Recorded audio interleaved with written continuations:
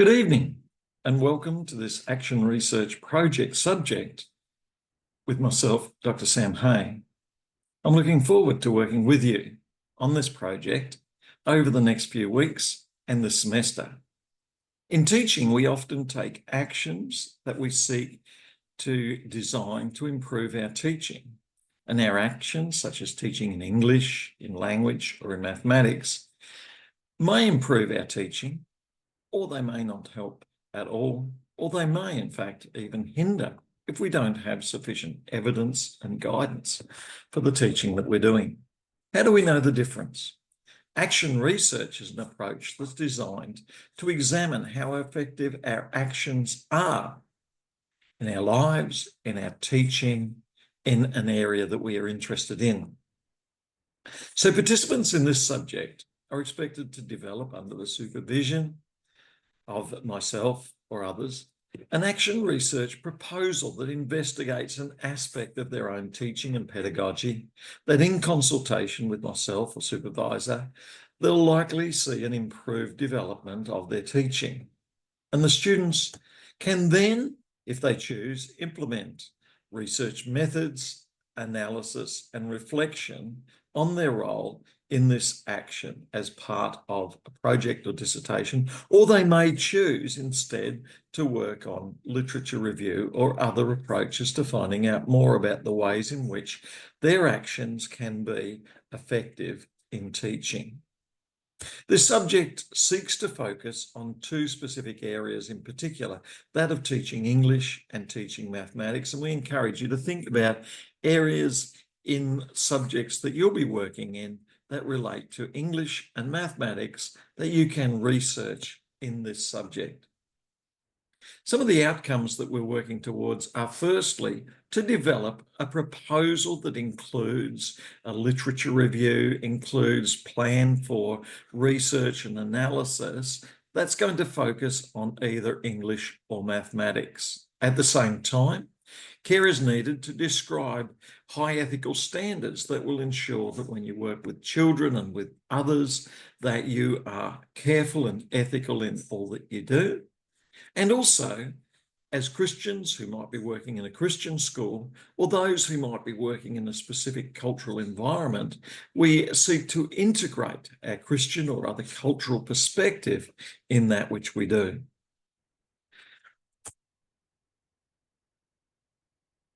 Secondly, we seek to exhibit a critical, reflective understanding of scholarly literature that we might find using Google Scholar or the college library to better understand the topic and to write up this literature survey. Thirdly, we seek to identify an action research method or methodology that we might use.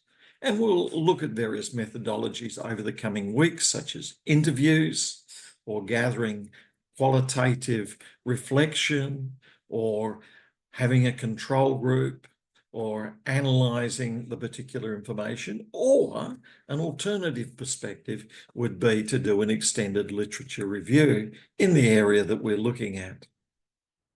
And then finally, we ask you to produce 8,000 words of clearly expressed, well-written, well-argued action research that demonstrates a sound understanding of teaching, pedagogy, and also meets the ethical standards that we're talking about in the ethics discussion. In this first week, we begin by looking at some of the textbook insights that can help us in this project. The first, the Wiley Handbook of Action Research in Education by Craig Myrtle, describes the way in which action research is not just a method, but it's about the continuous need for teachers and workers to reflect on the ways that in which they can change what they do, change how they engage, in order to bring about a better understanding of what they do, a better understanding of the settings and contexts in which they work, a better understanding of the methods that they use, and a better understanding of the ways in which they can take actions in order to produce better outcomes. Key to this is taking time to look and to listen, to look at the context, to look at the issues and questions that are raised, and then to listen to others who are involved, such as the students or other fellow teachers. Second, the key to this is to articulate questions, to write down and work through the questions that we could ask about what we do and how we could improve. Thirdly, we need to consider a stakeholder map, that is, who is involved, the parents, others in a more extended social network, and how can we engage with them. We need to consider student-centred approaches where we listen and consult with the students and find out about what they're interested in and what their background is. We need to design a participatory study that involves all people.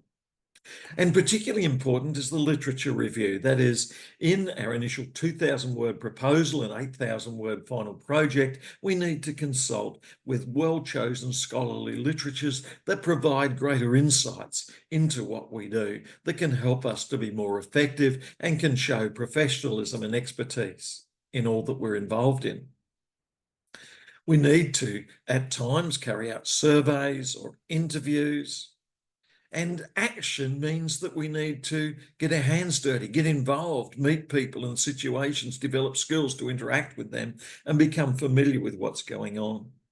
And then, in order to find out more about how effective our actions are, we need to gather data about how people have responded to what we have done, which could involve observing, carrying out questionnaires, holding interviews or focus groups, and then gathering the responses to this data gathering and analysing it in some depth and comparing it with what scholars are saying about the areas that we are looking at. For example, we might be working in a prep or kindergarten, and we might be thinking about how we can involve the students more in what we are doing. We might listen to what they are saying and we might implement a play-based activity or implement some other approach, and then we would measure how well it works. Martin Buber is famous for saying that rather than imposing themselves upon others, we should see others as having value, having contribution, whether they be a young child or an older student or another staff member. We should be listening to them. And as Christians, we should be listening to God prayerfully as well. And this is what Martin Buber called the I-thou approach, in which we see others as not objects, but rather people to be listened to and their opinions to be valued. So I encourage you to read further in the Wiley Handbook of Action Research on the ways in which we can better understand action research as an effective approach to understanding our actions and how they can improve our teaching. And I also encourage you to begin to write up a description of what action research involves and begin to research the question about how we can better understand what action research is and what it does. And I encourage you to include a paragraph or more in your proposal and in your final project that describes what action research is and what scholars say about action research. In a second resource that we can use in this subject, and in particular in week 1, by Efron and Rahid, Action Research in Education, in chapter 1, where they introduce action research, they present an overview of what action and research means in education. That is, what are we seeking to find out in education? They describe the way in which traditional research might gather information in various ways, whereas action research focuses on the actions of teachers and ways of measuring how effective these actions are. In this first chapter, they also look at some of the theoretical roots to action research and the historical background that you could explore further, and I encourage you to seek to find out a bit more about what action research is. How do we understand the importance of actions, and how can we better understand our actions? In another resource that's open to you, Qualitative Research, A Practical Guide by Descheny and Sidos and Berkovic, you could gather some further information about the ways in which we are able, whether we're health workers, social care workers, or educationalists, to better understand and use qualitative research in what we do. In another handbook on action research by Smith and Robledo, they begin with a self-diagnosis exercise in which they ask a number of questions about how effective a person is in understanding and doing action research before they start. And I encourage you to take a few moments to look at their suggestions and ideas and to answer those questions that they list on page 6 of the Handbook for Exploratory Action Research with the British Council for Teaching and Teaching English in particular. And after their brief introduction, which you might like to read, they present on page 6 this self-diagnosis which asks the following questions. Firstly, how well do you understand reflecting on and analysing your own practices? And you could give yourself yes or no, or you could give yourself a scale of 1 to 4 or 5 on a Likert scale, L-I-K-E-R-T, in which 0, you don't have any competency, 1, you're beginning to apply this, 2, you apply this, but there's room for improvement, 3, you are applying it with confidence, and 4, applying it with competence and strength, and 5, it could be brilliant and very good at it, Likert scale of 0 to 5. So in considering question A, I can reflect on and analyse my practice. You could give a score of 0 to 4 or 5. And you could also think about the ways in which you could better reflect on and analyse practice further, such as keeping a journal and also having times where you share with others, such as supervisor, on the various practices that you are carrying out.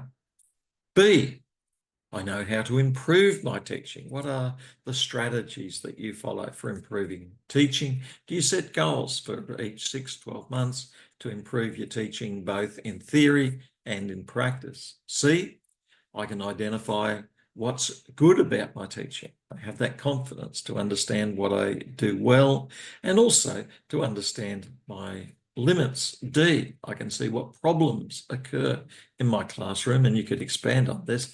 I take steps to better understand solutions to my problems. E, I can identify a focus for research, and that would be what you're working on in this subject. F, I consider how to turn success and problems and other issues into research questions. And we'll be looking at that further, and you might want to begin to formulate those questions. G, I can identify appropriate sources of evidence in order to answer these research questions. So there's scholarly literatures, but there are also other sources such as interviewing other teachers and also applying actions and looking at the response of students to the positive actions that we seek to apply. H, I can decide how to gather information. There's questionnaires, interviews, or other ways of gathering information, such as observation. I collect evidence to answer the research questions, both from scholarly literatures, but also from observing and interviews and questionnaires and other methods. I can analyse the evidence. That is, I can code the evidence. I can look for themes and ideas. I could use statistics or charts to analyse the evidence. K, I can incorporate my students' suggestions and opinions into my teaching. I listen and I record. I can design an action plan based on an exploration of my teaching. M, I can put an action plan into practice. N, I can evaluate the results. O, I know how to communicate my research. I can write it up. I can think about, if you want to go further, you could think about, is there a scholarly journal that I could write in? Is there a way to extend my communication and discussion about these further? And having answered these questions and measured your own competencies, we encourage you to reflect on where your strengths are already and also where they can be improved upon. So firstly, we begin with the foundations for the Action Research Project, a reflection on what it means to be successful in teaching and what it means to address the challenges that we face in teaching. As we observe and reflect on our experiences, we can record in a journal that which we see and hear and feel and how we respond. And one of the secrets of success is not just focusing on when we do well, but realizing that every challenge we face is a learning experience that we can grow through and we can apply and develop from. In the subject in the weeks ahead, we'll also look at the ways in which we gather information from Google Scholar, from the college library, from other sources, and particularly through observation, interview, and other ways of gathering information from fellow teachers and also from the students. And in a truly action-focused action research, you would seek to implement an action, such as trialling phonics or whole word or trialling mathematics approach, and then measuring the success that students have and observing if 60% are successful to quite a large degree and another 20% are successful to some degree and 10 or 20% struggle. We're able to then analyse these different groups and findings, and then we can act upon those, and then we can improve our teaching, and we can also improve our understanding of what's going on and implementation of what's going on in the classroom. So I encourage you to have a read through these insights from Richard Smith and Paula Robido, Handbook for Exploratory Action Research for Teachers.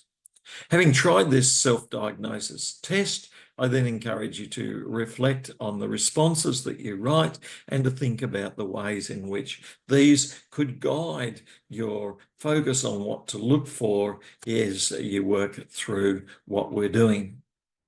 On page 14, they discuss the question of what is research and what's it mean to have a researcher attitude seeking to find out, and what's it mean to gather evidence-based information in which we're not just going on hunches or suppositions, but we're actually looking for evidence for the success and effectiveness of what we do. On page 15, they go on to answer the question of how much reading you need to do. And the answer is that you don't need to do pages and pages and pages. You need to find the focused answers to the questions you're asking, and then you need to work your way through that. And similar with the writing task, you don't need to write and write and write so much as to write regularly, write often, and to develop your writing so that you've got well-formed paragraphs and a well-formed structure, and so that the material that you complete through and at the conclusion is of a high quality. How hard is the data gathering? It varies from gathering data from literature, gathering data about your subject, to more highly developed data gathering that could be from other teachers, and then even more highly developed still from the students that you're working with, and the completing of an ethics approval so that you've got approval to work with those students and gather the information from them. Another resource that you could begin to read in this first week by Spencer Clark and Susan Porath on action research begins by asking the questions: what is the nature of action research? What are we doing? And what models of action research will work best in the classroom? Two important questions that they ask at the beginning is, what is the difference between ontological, that is the nature of existence and being, and epistemological questions, that is how we think and find knowledge? And these, even though we skip over these statements, ontological and epistemological, are very big and important ideas, because people can have very different ontological ideas about what is, what exists, who the students are, who the teacher is, what school is, what learning is. And they can also have very different ideas of what true knowledge is. For example, in Indigenous backgrounds or particular cultural backgrounds, which could be Pacific Island or could be from a particular culture or nation, they may have different views as to what the world is around them different views about practical hands-on learning and written knowledge and book learning than those who come from another culture or background. And to understand these differences is vitally important when you recognise that in your class of 15, 20, 25 or 30 students, there are a vast number of backgrounds and cultures represented, and we need to take all of this into account. So educational research looks at ontology, the nature of how people understand what is, looks at epistemology, understanding of how people know and learn, and also looks at other topics as well, such as neuroscience, sociology, psychology, spirituality, faith. All of these are the things that are going on in people's lives as they seek to learn that we can easily overlook. In action research, we go through a number of steps to better understand what we do in order to bring about a better development. And these steps can be summarised in, firstly, observing, gathering the information, finding out about what's going on in our English class or our maths class, beginning to gather information from books, textbooks, and other resources about what's going to make good maths learning, good English learning. And from this gathering, we raise questions about how can we help students to learn better? Should it be more discovery learning, or should it be more prescriptive guided learning? And then we can carry out an action where we trial discovery learning and we trial prescriptive description of what's going on, and then we record and observe how students respond to these two different approaches. Particularly important is planning and then reflection. And then as we bring about an action, we gather data to measure how successful we are. And then we measure and reflect on and analyse the results of that data. And some examples could be the development of a system of feedback for the class that we're teaching. And then we trial that, and we try different ways of responding and giving feedback. Particularly effective might be some nice positive feedback, and then after that some more critical feedback, and then finally finishing with positive feedback again, and then measuring how well students are listening to and responding to the various types of feedback in which we give. Another might be to use music or drama to stimulate writing and creative writing. And so we would try different approaches, and then we would look at the creative writing that they produce, and then we'll get some other teachers to look at it as well and to reflect on how effective our drama or music or group work or other stimulating activity is in helping them to do well.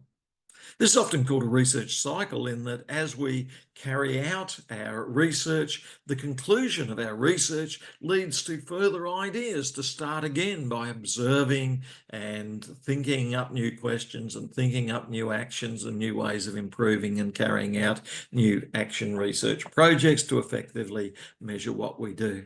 As we said at the beginning, we often do this instinctively. We often reflect on what we're doing informally, but a particularly well-developed action research can be very much more successful in measuring in some detail the effectiveness of what we're doing.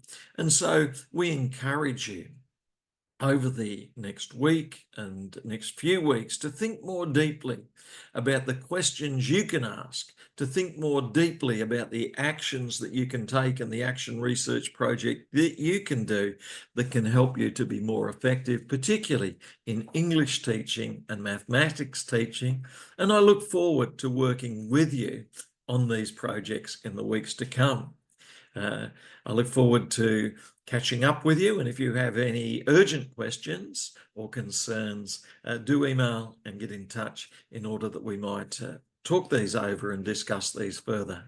Thank you.